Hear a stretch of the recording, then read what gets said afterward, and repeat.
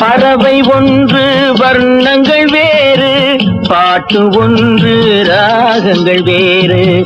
பறவை ஒன்று வர்ணங்கள் வேறு, பாட்டு ஒன்று ராகங்கள் வேறு. இரவு ஒன்று பருவங்கள் வேறு, இன்பம் ஒன்று உருவங்கள் வேறு.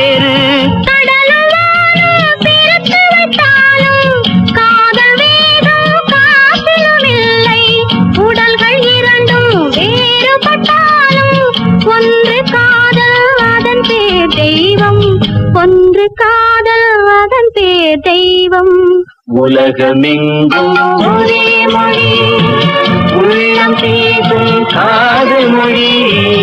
ஓசையின்றி பேசும் மொழி, உருவமில்லா தேவன் மொழி.